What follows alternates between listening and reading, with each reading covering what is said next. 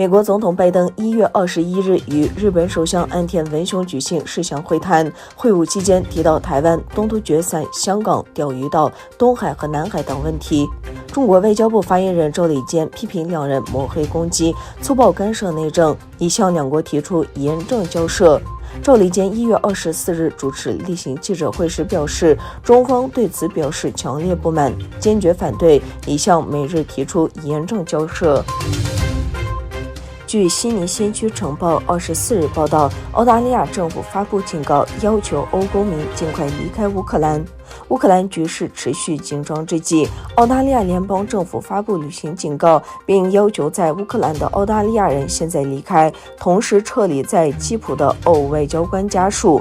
英国外交部24日称，已开始撤离驻乌克兰使馆的部分工作人员。在美国与日本与冲绳南方海域进行联合军演之际，中国解放军周日派出39架军机飞入台湾西南方的防空识别区。台湾空军也再次派巡逻兵力应对，以广播驱离及防空飞弹追踪监控。欧盟外长在比利时首都布鲁塞尔举行会议，讨论俄罗斯可能袭击乌克兰的事态发展、对乌克兰的反应以及谈判的最新情况。另一方面，俄罗斯国防部宣布20艘军舰进入波罗的海进行军事演习。北京冬奥会召开在即，北京部分地区出现零星确诊病例，北京当局如临大敌，为防控措施加码。与冬奥会相关的入境人员中已检测出72例阳性病例。世卫组织总干事周一警告说，认为 Omicron 将是最后一个变体，或我们处于终局是很危险的。相反，在全球范围内具备了更多出现变种的理想条件。为了改变大流行进程，我们必须改变推动它的条件。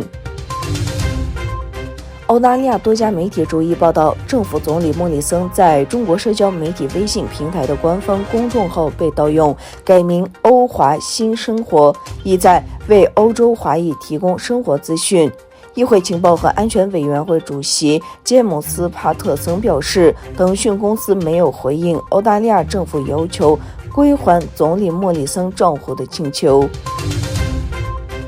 德国西南部的海德堡大学发生枪击案，一名枪手在演讲厅开枪扫射，导致多人受伤。当地警方说，枪手是独自干案，已经死亡，但没有透露他的死亡过程。另一方面，德国哈雷市附带一座清真寺的伊斯兰文化中心遭枪袭，